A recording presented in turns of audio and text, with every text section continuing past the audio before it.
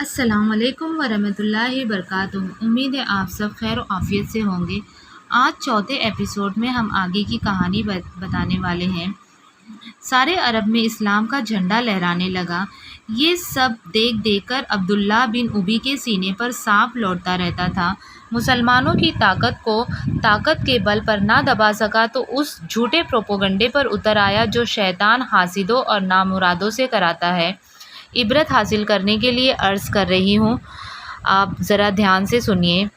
عرب میں رسم تھی کہ لوگ کسی لڑکے کو متبنہ بنا لیتے تھے۔ ہماری زبان میں متبنہ منہ بولے بیٹے کو کہا جاتا ہے۔ وہ اپنی بناوٹی باپ کے ترکے کا حقدار ہوتا تھا۔ دوسرے رشتہ دار محروم رہ جاتے تھے۔ اس رسم کی سے بڑی سماجی الجھنیں پیدا ہوتی تھیں۔ اس لیے اللہ تعالیٰ نے اپنے نبی صلی اللہ علیہ وسلم کو حکم دیا کہ سورہ احزاب میں حکم دیا، اللہ نے کسی شخص کے سینے میں دو دل نہیں بنایا ہے، نہ اس نے تم لوگوں کو ان بیویوں کو جنہیں تم ماں کہہ دیتے ہو تمہاری ماں بنایا، اور نہ اس نے تمہارے منہ بولے بیٹوں کو تمہارا سگا بیٹا بنایا ہے۔ یہ تو وہ باتیں ہیں جو تم لوگ اپنے منہ سے نکال دیتے ہو، مگر اللہ تو حق بات کہتا ہے اور وہی تمہاری زندگی کے مرحلوں میں ٹھیک طریقے کی طرف رہنمائی کرتا ہے۔ تو اب تم منہ بولے بیٹوں کو ان کے باپوں کی نسبت سے پکارو، یہ اللہ کے نزدیک بڑی منصفانہ بات ہے، اور اگر تم کو معلوم نہ ہو کہ ان کے باپ کون ہیں تو وہ تمہارے دینی بھائی اور رفیق ہیں۔ بے جانے بوجھے جو بات تم کہو اس کے لیے تمہاری پکڑ نہیں، لیکن اس بات پر ضرور پکڑ ہے جس کا تم دل سے ارادہ کر لو، اللہ معاف کرنے والا اور رحم فرمانے والا ہے۔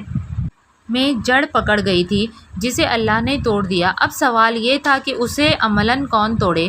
اسے توڑنے کے لیے اللہ نے اپنے آخری نبی کی ذات کو ہی چنا۔ حضور صلی اللہ علیہ وسلم نے اپنے نبی ہونے سے پہلے حضرت زید بن حارث رضی اللہ کو منہ بولا بیٹا بنا لیا تھا۔ مدینہ تشریف لانے کے بعد اپنی پھوپھی زاد بہن حضرت زینب بنت حجش کی شادی حضرت زید سے کر دی تھی، لیکن پھر طلاق ہوئی۔ اب اللہ نے اشارہ کیا کہ اے نبی صلی اللہ علیہ وسلم، آپ زینب سے نکاح کر لیں تاکہ لے پالک کی رسم یعنی کہ منہ بولے بیٹے کی رسم جڑ کٹ جائے۔ حضور صلی اللہ علیہ وسلم نے زینب سے شادی کر لی۔ منہ بولے بیٹے کی طلاق پائی ہوئی بیوی سے حضور صلی اللہ علیہ وسلم کا نکاح کرنا تھا کہ عبداللہ بن ابی اور اس کے چیلوں کو بڑا اچھا موقع مل گیا کہ وہ اللہ کے رسول صلی اللہ علیہ وسلم کو خوب بدنام کریں۔ یہودی بھی اس کی آواز میں آواز ملا کر اللہ کے نبی صلی اللہ علیہ وسلم کی ہنسی اڑانے لگے کہ لو بھئی، اللہ کا نبی بہو کے ساتھ بیاہ رچا بیٹھا۔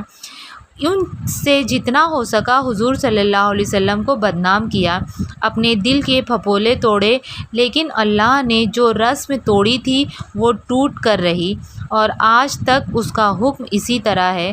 یہ رسم اللہ تعالیٰ نے 5 ہجری میں توڑی۔